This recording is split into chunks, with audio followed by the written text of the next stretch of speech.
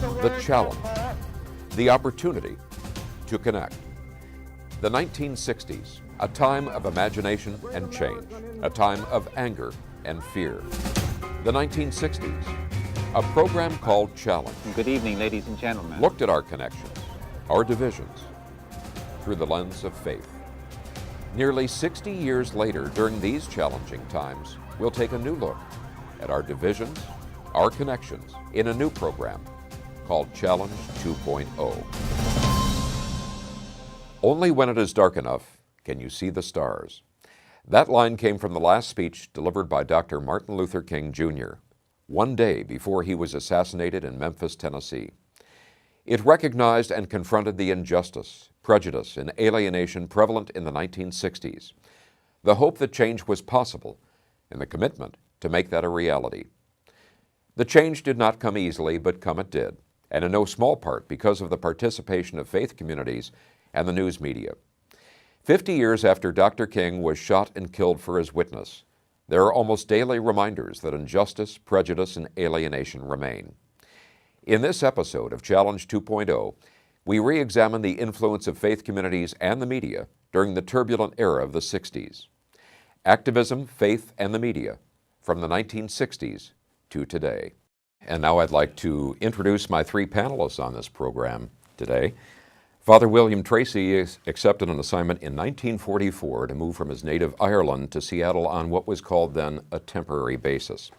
68 years later, that temporary assignment surely must be the longest one on record. Father Bill accepted a request to participate in a television program called Challenge.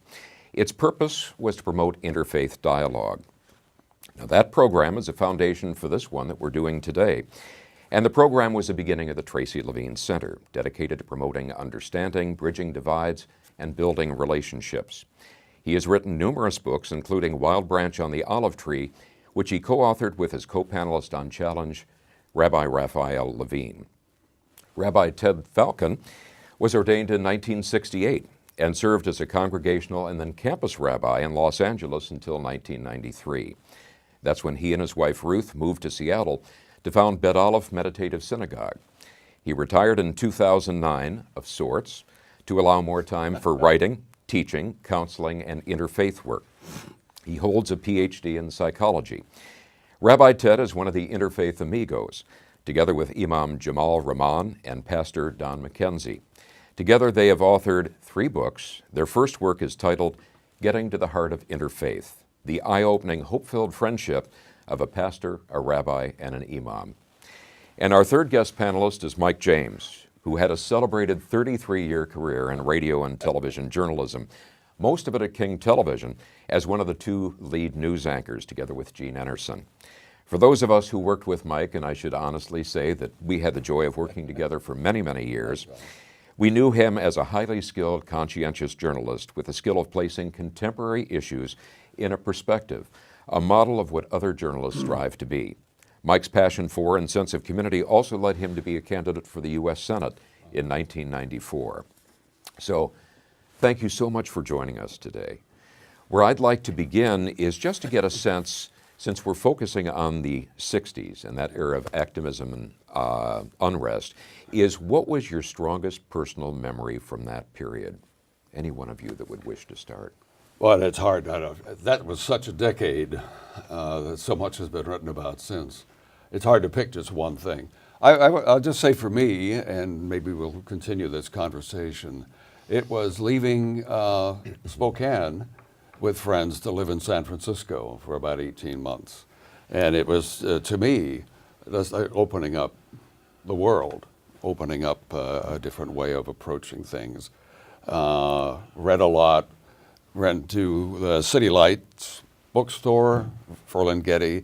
It was the fading of the Beat era, just before the hippie and that late 60s movement. And it was a real opening for me. Rabbi Ted. The memory that pops up in my mind is November of 1963. I was in my first year of seminary. Hebrew Union College, Jewish Institute of Religion in Cincinnati. we were up in the library, the whole class, taking an examination to see if we proficiency'd out of English, which was odd in an institution that teaches mostly Hebrew. And in the middle of that, a student who had gone out to the lavatory came back to tell us that John Kennedy had been shot. I remember how my handwriting changed in that moment.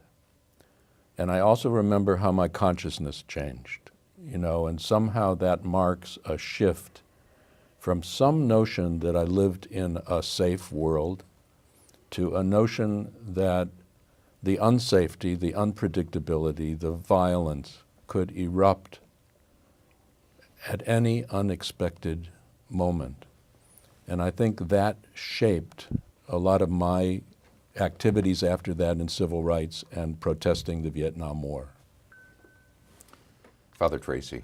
In 1960, coming from Ireland, I was surprised at the anti-Catholic spirit so many had when the question came up of election of Kennedy as president. Then I began to study what happened, what's the root of this anti-Catholic feeling. The Ku Klux Klan, of course, was one of the ones. And then I saw down here in Oregon, our neighbors, the legislature passed a law to forbid Catholic education because it was coming from a foreign power, the Catholic Church. Imagine that. And the Supreme Court in Oregon supported what the legislator did. An attempt was made to bring it into Washington until they appealed to the Supreme Court. And a wonderful decision came down from the Supreme Court. The primary right to educate children belongs to the parents, not to the state. But anyhow, it revealed to me how there was the need for the program was on with Rabbi Levine at the time and a Protestant pastor, trying to bring out better relations between Catholics and others. Yeah, I'd like to just echo, if I could for a moment, the rabbi's memory of the assassination of JFK, because what jumped into my mind when you mentioned that, we were leaving a political science class at Washington State University, and it was just stunning. I think all three of us, we went to the hub to sit down and have some coffee or something, and we knew our world had changed. It gave you the sense of safety or unsafety that you were talking about. You add later in that decade, Martin Luther King, Right. Bobby Kennedy. I mean, the 60s were a tremendous period of turbulence and change and questioning, Yes. I think. You alluded to that, but those events that each of you encountered early in the 60s, how did that change the direction of your life and how you saw your mission or ministry? I had the opportunity a few years later to serve as a student rabbi, a congregation in Hattiesburg, Mississippi. That was after the long, hot summer of voter registration. My rabbi in Cleveland, Ohio, actually got beat up there, and his picture with blood streaming down his face was on the front of every newspaper in the country. And their rabbi fled in Hattiesburg, and nobody would go there. And I had what turned out to be the remarkably fortunate opportunity to be offered that as a student pulpit. One thing about it that was fortunate was they'd never had a student rabbi, so they actually taught me how to be a rabbi. They didn't expect a student. The other thing was that I'm from Ohio, northern Ohio. I had been somewhat active in civil rights movement, but I didn't know about the South. And that gave me an opportunity to venture into territory that was at once foreign and also familiar, and allowed me a deepening of perspective about the depth of the issues of civil rights that goes far beyond the technicalities of the northern cities. And it was no accident that later on, the first places that real riots broke out were not in the South, they were in the North, where a lot of it was under wraps. I had the fortunate experience of being in Hattiesburg when the city council was integrated and when consciousness was changing. But it was deep, and it was important, you know, for me to have a sense of what that was about. Yeah. You know, if you're talking about personal experience, I would describe the 60s for me as kind of an awakening. You know, I'd always intended to be a pharmacist. That's what I was studying at school. And I took that 18 months in San Francisco, and it kind of opened this whole other world for me. And it kind of sparked the idea inside discovery is what life is about. I mean, and that's what journalism is, really. It's discovery and writing about what you've discovered. And it's the reason that I had a 35-year career in journalism, really that experience in San Francisco. And that moment of the Kennedy assassination, I changed out of pharmacy. I said, I want to be engaged in what's going on out there. I want to report it. I want to find out more things about how our world operates. And yeah, I would just describe the 60s as, you know, we've already alluded to so much that was going on, but for me it was, what is behind all this? And journalism is one way to ask those questions and talk to a wider audience about them. Father, how did that lead to a change for you? From my reading about the roots of the anti-Catholicism, I realized how important the program that I was on with a rabbi and a Protestant minister. And we were meeting in need, helping people. I got a letter from one lady, and she said, if you people just talked about the weather, which was years field, it would make me feel good. So we had 300,000 people, according to some estimates, watching it. So I felt we're meeting a need for people at the present time. And the fact that they were watching it was encouragement to keep going. So that was my experience from that thing, that the people, we spoke to each other, I spoke to them, they spoke to me by their interests. Taking a step back then, perhaps, what do you feel was the foundation of all the unrest, the activism, the clashing in the 60s? Was it people wanting more places at the table or changing what the table was serving? I thought it was, to me, the awakening of a generation.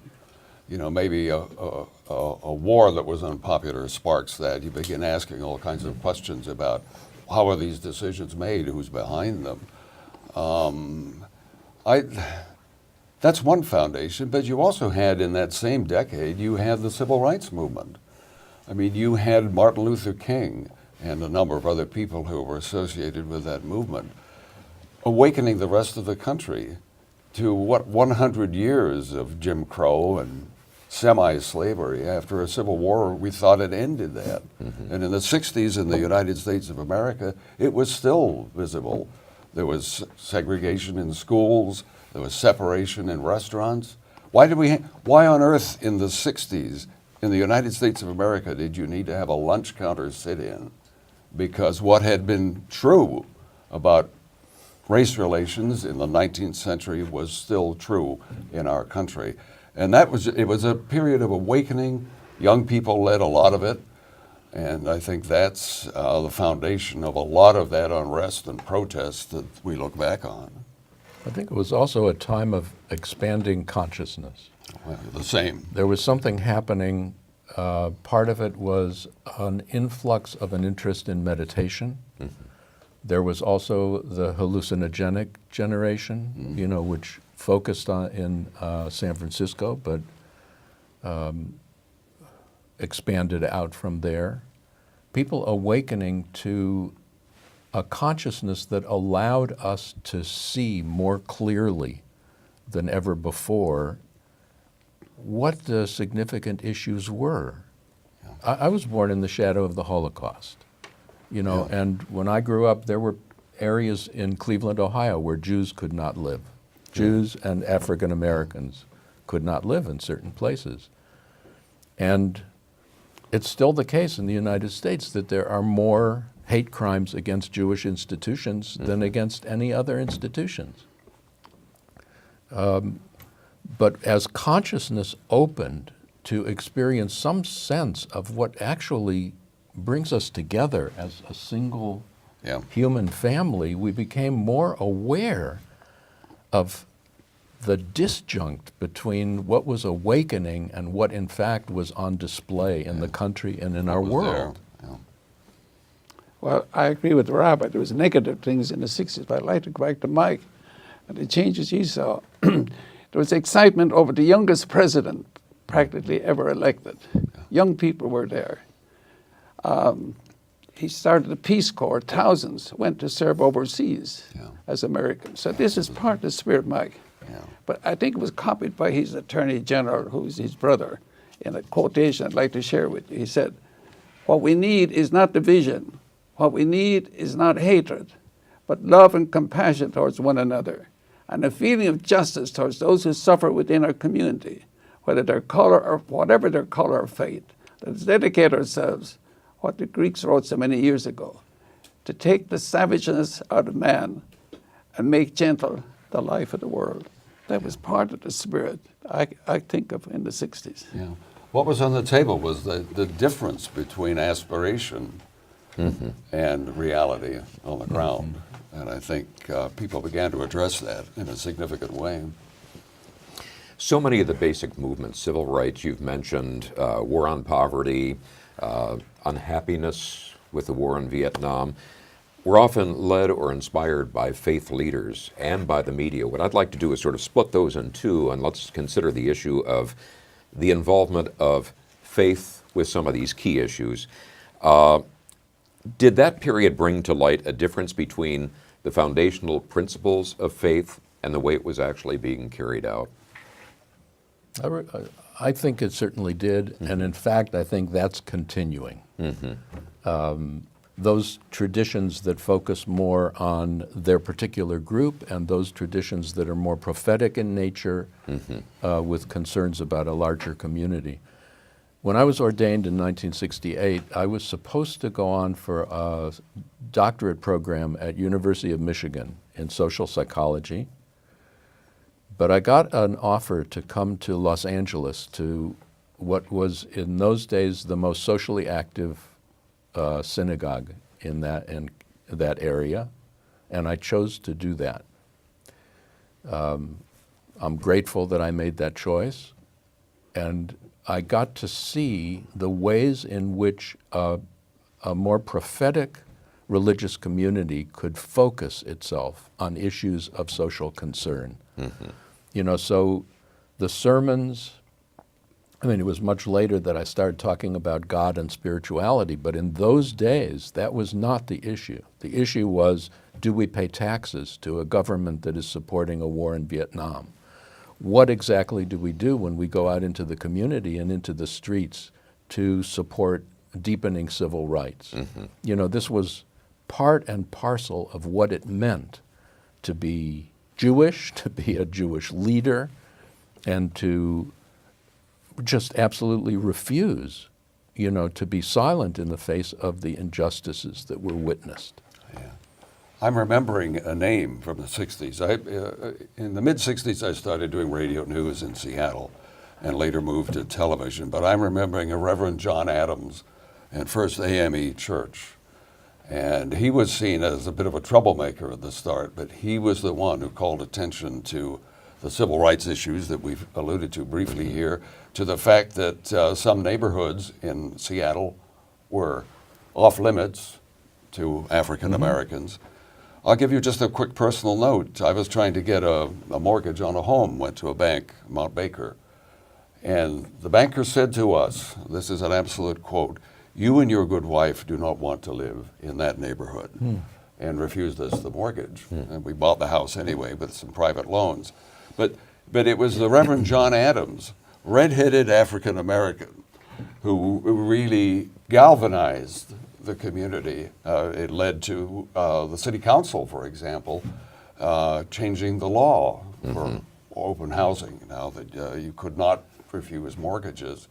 So the church in Seattle, especially the black churches, were really strong leaders in that period for change, and it led to change. I agree with Mike that we had a local leader here for civil rights who just died recently, Pastor McKinney. He brought Martin Luther King to speak here. Yeah. So there was a movement.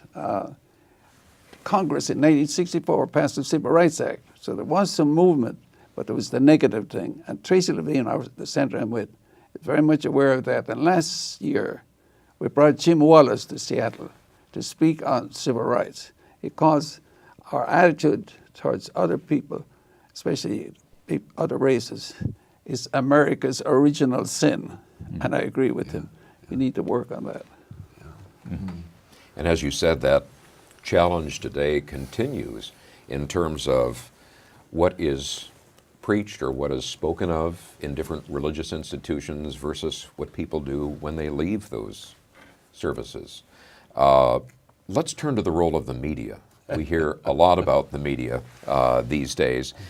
Did the influence of the media back in the 60s and 70s reflect a conscious choice on the part of the news media? And Mike, I'll start with you because of your background. Or was it just an organic development of the influence of the media? Well, I think you had a couple of things going on. One, you had a lot of young people who had been awakened themselves by developments in the world around them, who were getting into the media. But you also had what we've talked about here. You had demonstrations against the war. You had the death of Kennedy. You had the civil rights movement. And all of those were things that journalists obviously want to report on. So it's, it's kind of a two-way street. What happens is that reporters will go out to write about the civil rights demonstration, about MLK and all of the things that were going on in the South. Columns then will be written about that, apart from the news pages, but opinion columns. Those opinion columns may spark the thought in American citizens that they need to get involved or think about issues that they may not have considered before. So to me, it's always kind of a two-way street. Yes, the media can, through reportage, through discovery of things that have not been spoken about often enough, but also by writing about what is actually happening in the street or in churches or in universities, wherever. It's not just one or the other, Jeff. It's a bit of both. I remember a time when I felt a far deeper trust of the news media. It was a time before actually President Reagan changed the rules, because it used to be that the news departments were segregated from the other departments of the broadcasting networks, and they were free. They were not influenced by the sponsors. They were not influenced by the needs of the larger media organizations. And when that shifted, something radical happened that now is that has kind of blossomed into, we'll give you the news you want to hear, we'll give them the news they want to hear, and it's like, I mean, talk about fake news. We're all fed the kind of news that we tune into. Oftentimes, I encourage people to sit and for 15 minutes watch MSNBC and then switch to Fox News and then switch back and notice that they're the same. They're all yelling at who they perceive to be the enemy on the other side, and they're continually feeding this frenzy of polarization. Yeah. But that's a whole other issue I think we'll probably get to later in the program. I remember one significant change, though.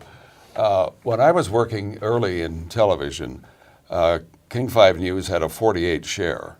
Now that means about half the TV sets turned on were viewing King 5 News. Now I'd say, I don't know, some of you who have worked in it more recently will tell me, but I think about 8, 10, 12, 13 might be a decent share. And the impact there was the cable impact. All of a sudden, instead of 4 choices on your television set, you had 100, and now it's close to 500 different kinds of choices to watch, and it absolutely balkanized the viewing.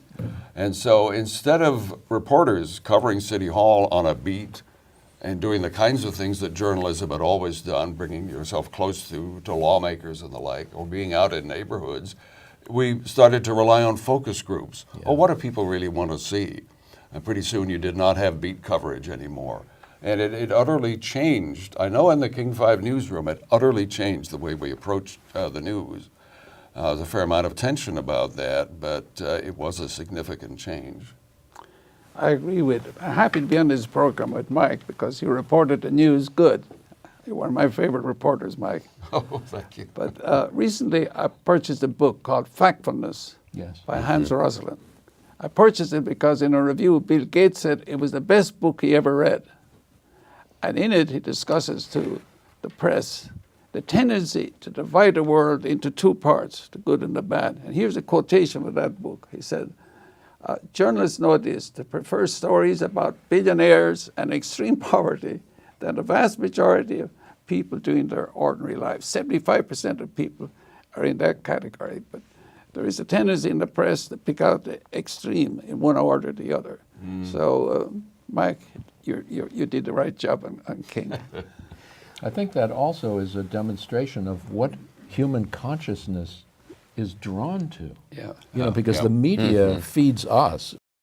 As you say, there's so much more that we could go into on this, and we are, but we're going to transfer next, in the next episode, from the 1960s and 70s to what that says to us today. So thank you all. Don't go very far, because we're going to set up for the next episode. And thank you all for joining us for this episode of Challenge 2.0.